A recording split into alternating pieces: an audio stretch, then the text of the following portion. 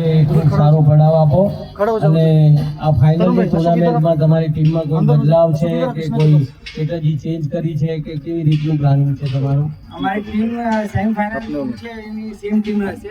Strategy એ છે પહેલી મેચની જેમ જ આ મેચમાં 14 ઓવર છે તો ટાર્ગેટ અમારો 170 રનનો રહેશે. Very good batting 170 run. Good જોશ ભાઈ, ગુડ જોશ. બધા બેટ્સમેન જોશમાં છે અને બોલરો બી જોશમાં છે. બરાબર છે. અમારો ટાર્ગેટ આ ફાઇનલ મેચ જીતવાનો પૂરેપૂરો છે.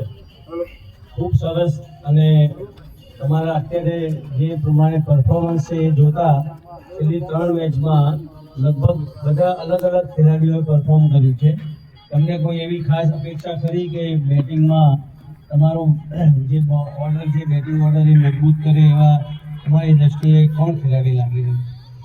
મારી દ્રષ્ટિએ તો જે મારા ઓપનર છે બંને કાર્તિક અને જીતેન્દ્ર એ સારી રીતે સારી ઓવર લગે 10 ઓવર સુધી.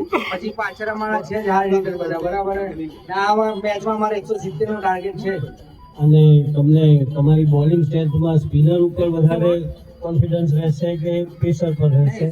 સ્પેસ બધા અમારા સ્પેસ જ બોલર છે, કોઈ સ્પિન છે નહીં. અમે ખૂબ આશા રાખીએ કે આ મેચ ખૂબ જ રોમાંચક બને અને ખૂબ સારું પરિણામ મેળવો. કોંગ્રેચ્યુલેશન.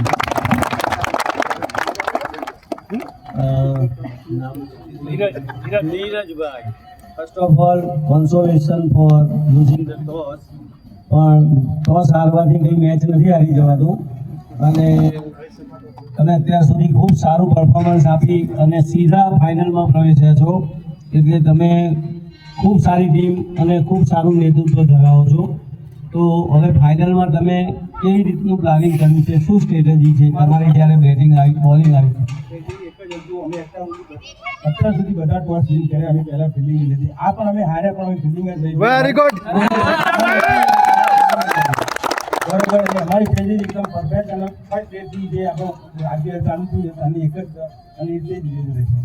Very good. અચ્છા, તમે આ ટુર્નામેન્ટમાં જ્યારે હવે બોલિંગ લીધી છે ત્યારે સામેની ટીમને શું અપેક્ષા રાખો છો? કેટલા રનમાં તમે આઉટ? ઉપર જવાની છે.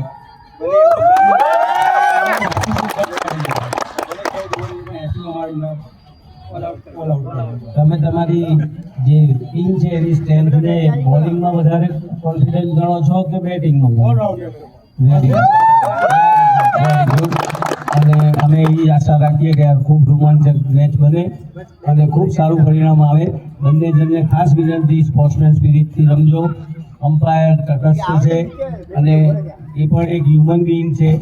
એટલે જસ્ટ એન્જોય કરજો મેચને. કોઈ પણ જીતશે, જીતવાનું રત્નમણી છે. બંનેને ખૂબ ખૂબ શુભેચ્છાઓ અને બંને ખૂબ સારું પરફોર્મન્સ કરે એવી અમારા રત્નમણી પરિવાર બંનેને શુભેચ્છાઓ.